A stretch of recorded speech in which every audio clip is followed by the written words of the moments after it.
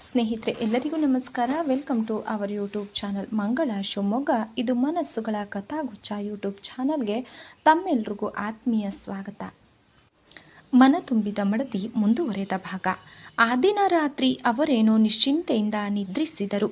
ಆದರೆ ನನಗೆ ಮಾತ್ರ ಕಣ್ಣು ಚಿವುಟಿದರೂ ನಿದ್ರೆ ಬರಲಿಲ್ಲ. ಶ್ಯಾಮನ ಭವಿಷ್ಯ ಕಣ್ಣ ಮುಂದೆ ಕುಣಿಯಿತು. ಈಗ ಬಂದಿರುವ ಗಂಡಿನ ಬಗ್ಗೆ ಎಲ್ಲರೂ ಉತ್ಸುಕರಾಗಿರುವಂತೆ ಕಂಡಿತು ನನಗೆ. ಶ್ಯಾಮನು ತುಂಬ ಪ್ರಸನ್ನಲಾಗಿದ್ದಳು. ಅವಳಿಗೆ ಇಷ್ಟವಿರಬೇಕು. ಅವಳಿಗೆ ಏನು ಗೊತ್ತು, ಪಾಪ ಮುಗ್ಧ ಹುಡುಗಿ. ತಾನು ಇಂಗ್ಲೆಂಡಿಗೆ ಹೋಗಬಹುದೆಂಬ ಕುತೂಹಲದಿಂದ ಬಾಕಿ ಯಾವ ತಾಪತ್ರಯಗಳು ಒಂದು ಅವಳಿಗೆ ತಿಳಿಯಲೊಲ್ಲದು. ನಾನು ಎಲ್ಲ ತಿಳಿದಿದ್ದೇನೆ. ಆದರೆ ಕಡ್ದಿದ್ದಾದರೂ ಏನು, ಈ ಅಳಿಯಂದಿರಿಗೋ ಮದುವೆ ಆದರಾಯಿತು, ಅದಕ್ಕೆ ಗಾದೆ ಇರುವುದು. ಎಲ್ಲ ಮನೆ ತೊಳೆಯುವ ಅಳಿಯಂದಿರೇ ಹೆಂಡತಿ ಮನೆಗೆ ಬಂದರಾಯಿತು. ಅತ್ತೆ ಮಾವ ಸತ್ತರೂ ಅವರಿಗೆ ನಿಶ್ಚಿಂತೆ. ಈಗ ನಾನೇ ಸಾಕ್ಷಿ ಇದ್ದೇನಲ್ಲ. ಮದುವೆಯಾಗಿ 2 ವರ್ಷ ಆಯಿತು. ಇದುವರೆಗೂ ಒಂದು ದಿನ ಆದರೂ ನಿಮ್ಮ ತಂದೆಯ ಸ್ಥಿತಿ ಏನು ಎಂದು ಕೇಳಿಲ್ವಲ್ಲ. ನಾನು ಬಂದಾಗ ಇವರ ಮನೆ ಹೇಗಿತ್ತು, ಈಗ ಹೇಗಿದೆ? 1000 ಗಟ್ಟಲೆ ಸಂಪಾದನೆ ಇದೆ.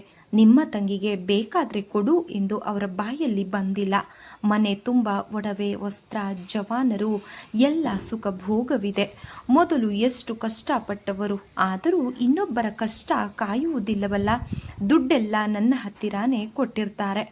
ಎಷ್ಟು ಬೇಕಾದರೂ ಅದನ್ನು ತವರಿಗೆ ಸಾಗಿಸಬಹುದು. ಆದರೆ ನನಗೇಕೆ ಅಂತ ಕೀಳು ಬುದ್ಧಿ. ಒಂದು ಸಂಸಾರವೆಂದರೆ ಎಲ್ಲರೂ ಸುಖವಾಗಿದ್ದರಲ್ಲವೇ ಅದು ಸಂಸಾರ? ಮನಸ್ಸಿಗೆ ನೆಮ್ಮದಿ ಇಲ್ಲದ ಈ ಸುಖ ಯಾತಕ್ಕೋ? ಮನೆಯವರನ್ನೆಲ್ಲ ಸುಖವಾಗಿಡಬೇಕೆಂಬ ಅವರ ಗುಣ ಒಳ್ಳೆಯದೇ, ಆದರೆ ನನಗೂ ಅದೇ ಉಪಚಾರ. ಹೊರಗಿನ ಸುಖ ನೋಡುತ್ತಾರೆ ಜನ, ನಮ್ಮ ಅಂತರಂಗ ಏನೆಂದು ಅವರು ತಿಳಿಯುವುದೇ ಇಲ್ವಲ್ಲ. ಇವರಿಗೆ ತಂದೆ ತಾಯಿ ಹೇಗೋ ನನಗೂ ಹಾಗೆ ಅಲ್ಲವೇ? ಎಷ್ಟು ವಿದ್ಯೆ ಕಲಿತರೇನು, ಎಷ್ಟು ಪ್ರಪಂಚ ಕಂಡರೇನು, ಒಂದೊಂದು ವಿಷಯದಲ್ಲಿ ಮಾತ್ರ ಮನುಷ್ಯನ ಬುದ್ಧಿ ಮೊಟಕು. ಯೋಚಿಸಿ ಯೋಚಿಸಿ ನನ್ನ ತಲೆ ಕಾಯ್ದು ಹೋಯಿತು. ಬಾಯಾರಿತು, ಇನ್ನು ನಿದ್ದೆ ಬಾರದು. ನೀರು ಕುಡಿಯೋಣವೆಂದು ಎದ್ದು ಕುಳಿತೆ. ನೀರು ಕುಡಿದ ಆ ಗಳಿಗೆಯಲ್ಲಿ ಮತ್ತೆ ಮಲಗಲು ಸಾಧ್ಯವಾಗಲಿಲ್ಲ. ಸುಮ್ಮನೆ ಕುಳಿತೆ. ಇಡೀ ಊರು ನಿದ್ರಿಸುವ ಸಮಯ ಆದರೂ ದೂರದಲ್ಲೆಲ್ಲೋ ನಾಯಿ ಬೊಗಳುತ್ತಿತ್ತು. ಬೀಟಿನವರ ಸೀಟಿ ಕೇಳಿಸಿತು. ಪರವಾಗಿಲ್ಲ, ಇವನೊಬ್ಬ ಎದ್ದಿದ್ದಾನಲ್ಲ ಎಂದುಕೊಂಡೆ. ಮತ್ತೆ ನಶೆಯ ಮೌನಗಾನ ಜೋಗುಳ ಹಾಡಿತ್ತು. ಅವರತ್ತ ತಿರುಗಿದೆ. ಗಾಢ ನಿದ್ರೆಯಲ್ಲಿ ಇದ್ದರೂ ಅವರ ಹೊದಿಕೆಯೆಲ್ಲ ಪಕ್ಕದಲ್ಲೇ ಬಿದ್ದಿತ್ತು. ಸರಿಯಾಗಿ ಹೊದಿಸಿದೆ. ಅವರು ಏನನ್ನೋ ತೊದಲಿ ಕನವರಿಸಿದರು. ಅರ್ಥವಾಗಲಿಲ್ಲ. ಸುಮ್ಮನೆ ಅವರ ಮುಖ ನೋಡುತ್ತಾ ಕುಳಿತೆ. ದಿನವೂ ನಾನು ನೋಡುತ್ತಿರುವ ಮುಖ ಯಾವ ಕಳಂಕವೂ ಇಲ್ಲದ ನಿರ್ಮಲ ಮುಖ.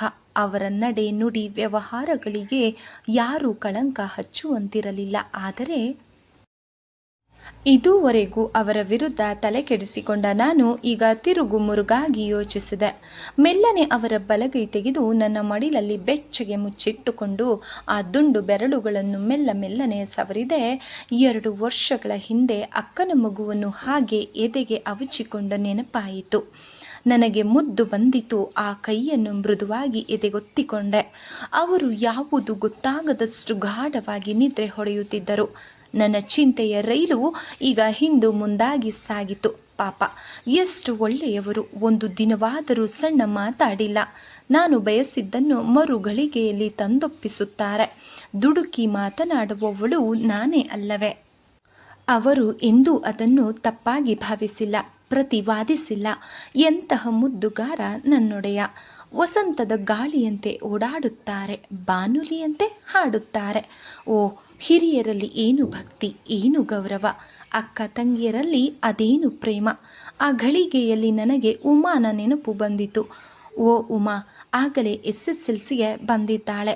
ಈಗ ದಾವಣಿ ಉಡುತ್ತಾಳೆ. ಅವಳು ಶ್ಯಾಮಾಗಿಂತ ಮುದ್ದು ಚೆಲುವೆ. ಸದ್ಗುಣವನ್ನು ಭಗವಂತ ಇವರ ಮನೆಗೆ ಒಂದು ಗಂಟಾಗಿ ಕೊಟ್ಟಿದ್ದಾರೆ. ಇನ್ನು 3-4 ವರ್ಷದ ಒಳಗೆ ಉಮಾಳ ಲಗ್ನವಾಗಬೇಕು. ಇನ್ನೇನು ಇವರೇ ಮಾಡಬೇಕು ಮದುವೆಯನ್ನು. ಕೊನೆಯ ತಂಗಿ ಅಲ್ಲವೇ? ಒಳ್ಳೆಯ ವರ ಹುಡುಕಿ ಮದುವೆ ಚೆನ್ನಾಗಿ ಮಾಡುತ್ತಾರೆ. ಎಷ್ಟೇ ಆದರೂ ಇಂಜಿನಿಯರ್ ಮನೆ ಮದುವೆ ಅಲ್ವೇ, ಬೇಕಾದಷ್ಟು ಸಂಪಾದನೆ ಇದೆ, ಜೋರಾಗಿ ನಡೆಯುತ್ತದೆ. ಅಷ್ಟು ವೇಳೆಗೆ ಅವಳು BA ಮಾಡಿರುತ್ತಾಳೋ ಏನೋ, ಕೋಗಿಲೆಯಂತೆ ಕಳ್ಳ ಧ್ವನಿಯಲ್ಲಿ ಉಲಿಯುತ್ತಾಳೆ.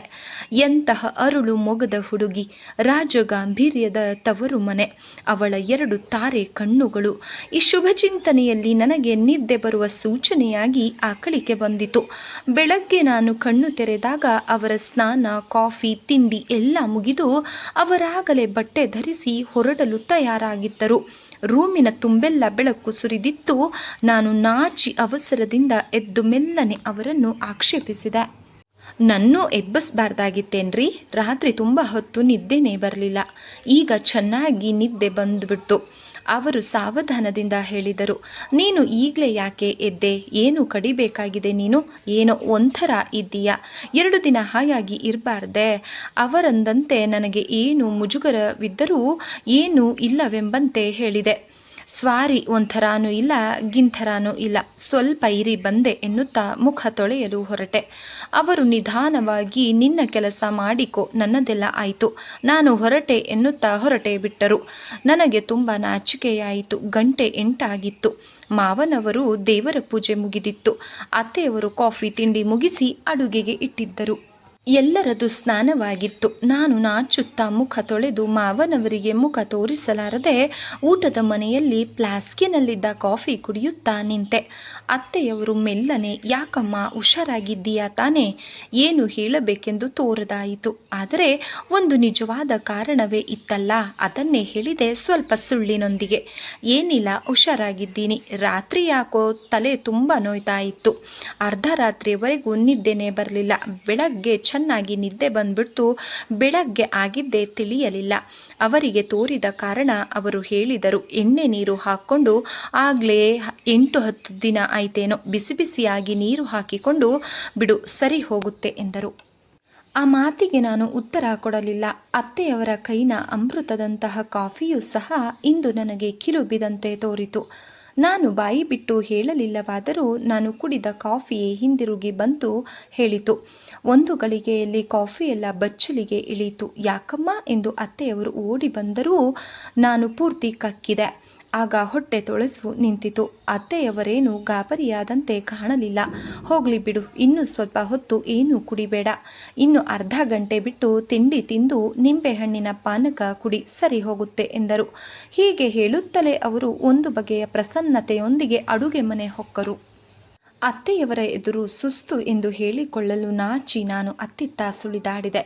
ಮೈ ತೊಳೆದೆ, ತುಳಸಿಗಷ್ಟು ನೀರೆರೆದೆ. ತಿಂಡಿ ಬೇಡವೆಂದು ಬರೀ ಪಾನಕ ಕುಡಿದೆ. ಮಧ್ಯಾಹ್ನದ ಊಟವು ರುಚಿಸಲಿಲ್ಲ. ಮತ್ತೆ ಕಕ್ಕಿಯಾಯಿತು. ಆಗ ಅವರು ಮನೆಯಲ್ಲಿ ಇದ್ದಿದ್ದರಿಂದ ತಾಯಿಗೆ ಹೇಳಿದರು. ನಾನು ಮೊನ್ನೆ ಹೇಳಿದೆ ನಿನಗೆ ಮೈ ಸರಿಯಾಗಿಲ್ಲ ಅಂತ. ಅವಳು ಏನೂ ಇಲ್ಲ ಅಂತ ಹಾರಿಸ್ಬಿಟ್ಲು. ಆಯ್ತಲ್ಲ, ಸಂಜೆ ಶಾಪಿಗೆ ಹೋಗಿ ಬಂದರೆ ಆಯಿತು. ಅವಳಿಗೆ ಸಣ್ಣಗೆ ಜ್ವರ ಇರಬಹುದು ಅಂತ ಕಾಣಿಸುತ್ತೆ. ಅತ್ತೆಯವರು ನಿರಾತಂಕವಾಗಿ ಹೇಳಿದರು. ಜ್ವರನೂ ಇಲ್ಲ, ಗಿರಾನೂ ಇಲ್ಲ, ಔಷಧಿ ಕುಡಿಸೋ ಕಾಯಿಲೆನೂ ಅಲ್ಲ, ಅದು ಔಷಧಿ ಏನೂ ಕುಡಿಸ್ಬೇಡ. ನಾನು ಅವರು ಒಂದೇ ಬಾರಿಗೆ ಅತ್ತೆಯವರ ಮುಖ ನೋಡಿದೆವು. ಅವರು ತಮ್ಮ ಕೆಲಸದತ್ತ ಗಮನ ಹರಿಸಿ ನಿಧಾನವಾಗಿ ಹೇಳಿದರು. ನೀನು ಹೊರಗಾಗಿ ಎಷ್ಟು ದಿನ ಆಯ್ತಮ್ಮ? ನನಗೆ ಮೈ ಝುಮ್ಮೆಂದಿತು. ಅವರ ಎದುರಿಗೆ ನಿಲ್ಲಲಾರದೆ ರೂಮಿಗೆ ಓಡಿ ಬಂದು ಯೋಚಿಸಿದೆ, ಲೆಕ್ಕ ಹಾಕಿದೆ. ಹೌದು, ನಾನು ಹೊರಗಾಗಿ 2.5 ತಿಂಗಳಾಗಿ ಹೋಗಿತ್ತು. ಆಗ ಬೆಳಿಗ್ಗೆಯಲ್ಲಿಯೇ ಮೈ ಬೆವರಿತ್ತು. ಹಾಗೆ ಮಂಚದ ಮೇಲೆ ಬೋರಲಾಗಿ ಮಲಗಿದೆ. ತಾಯಿ ಮಗ ಏನು ಮಾತಾಡಿಕೊಂಡರೋ ತಿಳಿಯದು. ಅವರು ಮೆಲ್ಲನೆ ರೂಮಿಗೆ ಬಂದು ಮಗುಚಿ ಮಲಗಿದ ನನ್ನನ್ನು ಹಿಡಿದು ಅಲಗಿಸಿದರು. ನನಗೇಕೋ ನಾಚಿಕೆ ಎನಿಸಿತು. ನಾನು ಮುಖ ತಿರುಗಿಸಲಿಲ್ಲ. ಹೋಗಲಿ, ಸ್ವಲ್ಪ ಎಲೆ ಅಡಿಕೆ ಹಾಕು, ವಾಂತಿ ನಿಲ್ಲುತ್ತೆ ಎನ್ನುತ್ತಾ ನನ್ನನ್ನು ಬಲವಂತವಾಗಿ ಎಬ್ಬಿಸಿ ಕೂರಿಸಿದರು.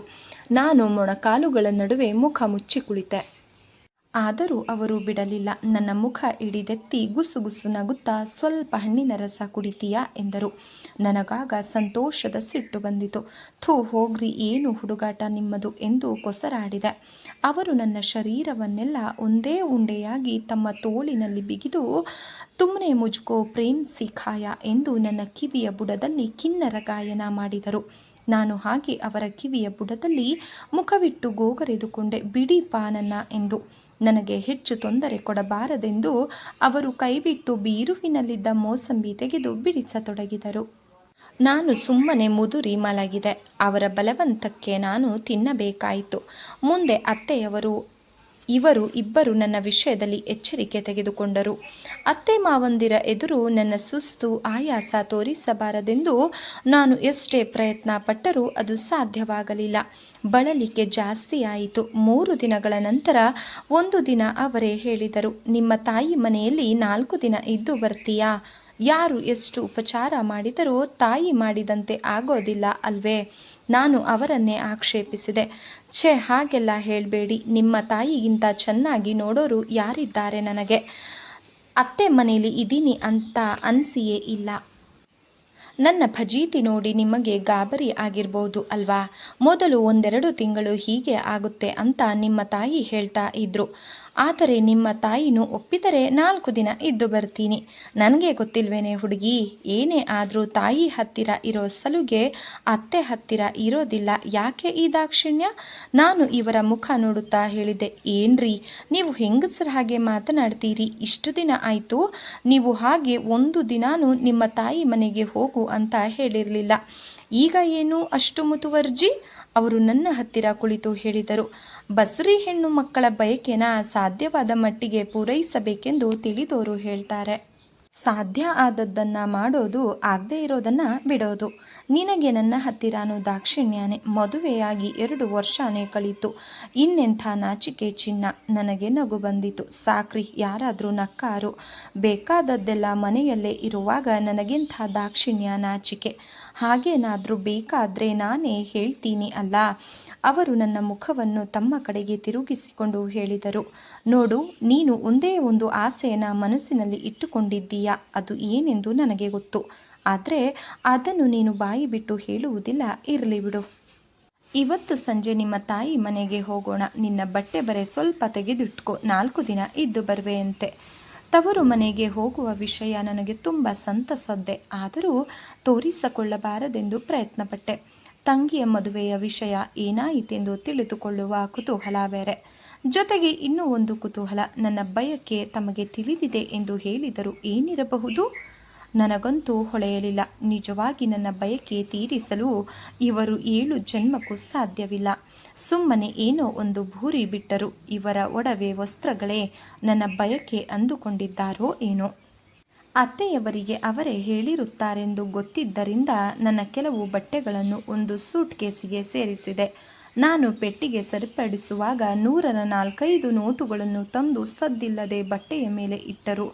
ನಾನೊಂದು ಬಗೆಯ ಉದಾಸೀನವೆಂಬಂತೆ ಹೇಳಿದೆ, 4-5 ದಿನಕ್ಕೆ 500 ರೂಪಾಯಿ. ನನಗೇನು ಖರ್ಚಿದೆ? ನೀವು ಕೊಟ್ಟ ದುಡ್ಡನ್ನೆಲ್ಲ ನನ್ನ ಹತ್ತಿರ ಹಾಗೆ ಇದೆ. ಅದೂ ಅಲ್ಲದೆ ಅಲ್ಲಿ ನಾನು ಏನು ತಾನೇ ಮಾಡಬೇಕಾಗಿದೆ? ಅವರಿಗೂ ಸಹ ಕೊಡಬೇಕಾದದ್ದು ಇಲ್ಲ. ಅವರು ಸೌಮ್ಯವಾಗಿ ಹೇಳಿದರು, ನೀನು ಖರ್ಚು ಮಾಡದಿದ್ದರೆ ಪರವಾಗಿಲ್ಲ, ನಿನ್ನ ಪೆಟ್ಟಿಗೆಯಲ್ಲಿ ಇರಲಿ. ನನಗೆ ಬೇಕಾಗಬಹುದು, ಆಗ ತಗೋತೀನಿ. ನಾನು ಸುಮ್ಮನೆ ತೆಗೆದು ಪರ್ಸಿಗೆ ತುರುಕಿದೆ. ಸಂಜೆ ಅತ್ತೆ ಮಾವಂದಿರ ಅಪ್ಪಣೆ ಪಡೆದು ತವರು ಮನೆಗೆ ಹೊರಟೆ. ಕಾರಿನಲ್ಲಿ ಕುಳಿತಾಗ ಉಮಾ ಬಂದು ಕೇಳಿದಳು, ಯಾವಾಗ ಬರುತ್ತೀರಿ ಅತ್ತಿಗೆ? ಆ ಗಳಿಗೆಯಲ್ಲಿ ನನಗೆ ತವರು ಮನೆ ಬೇಡವೆನಿಸಿತು. ಇಲ್ಲಿ ಕಡಿಮೆಯಾಗಿರುವುದಾದ್ರೂ ಏನು ಎಂದು. ಆದರೂ ಹೊರಟಾಗಿತ್ತು. ಮೆಲ್ಲನೆ ಹೇಳಿದೆ, ಇನ್ನು 4-5 ದಿನದಲ್ಲೇ ಬಂದು ಬಿಡ್ತೀನಿ ಉಮಾ. ನೀನು ಬರ್ತೀಯಾ? ಬಾ. ಹೇಗೂ ನಿಮ್ಮ ಅಣ್ಣನ ಜೊತೆಯಲ್ಲಿ ವಾಪಸ್ ಬರ್ತೀಯಲ್ಲ? ಅವಳು ನಾಚುತ್ತಾ ನೋಡಿದಳು. ಇಲ್ಲ ಅತ್ತಿಗೆ, ನೀವು ಹೋಗ್ಬನ್ನಿ. ನಾನು ಬಂದರೆ 3 ಜನ ಆಗತ್ತೆ. ಅದೂ ಅಲ್ಲದೆ ಈಗ ನಾನು ಹಿಂದಿ ಕ್ಲಾಸಿಗೆ ಹೋಗಬೇಕು. ಅವಳು ನಗುನಗುತ್ತಾ ಬೀಳ್ಕೊಟ್ಟಳು. ಅತ್ತೆ ಬಾಗಿಲಲ್ಲಿ ಬಂದು ನಿಂತಿದ್ದರು. ಮೊಮ್ಮಕ್ಕಳನ್ನು ಕಾಣುವ ಹಂಬಲದಿಂದ ಈಗ ಅವರ ಗೆಲುವು ಸಂಭ್ರಮ ಹೇಳತಿರದಾಗಿತ್ತು. ನಮ್ಮ ಕಾರಿನ ಹಾರನ್ ಕೇಳಿ ಮೊದಲು ಓಡಿ ಬಂದವನು ರಮೇಶ. ನಾವು ಇಳಿದು ಒಳಗೆ ಹೋದಾಗ ಅವನಿಗೆ ಕಾರು ನಡೆಸುವವನು. ಅವನ ಗೆಳೆಯರನ್ನೆಲ್ಲ ಕಾರಿನಲ್ಲಿ ತುಂಬಿಕೊಂಡು ತಾನು ಸ್ಟೇರಿಂಗ್ ಹಿಡಿದು ಕೂರುವ. ನಾವು ಮತ್ತೆ ಬಂದು ಅವನನ್ನು ಉಪಾಯವಾಗಿ ಇಳಿಸುವವರೆಗೆ ಆ ಕಾರು ಜಗತ್ತನ್ನೆಲ್ಲ ಸುತ್ತಿ ಬಂದಿರುತ್ತೆ.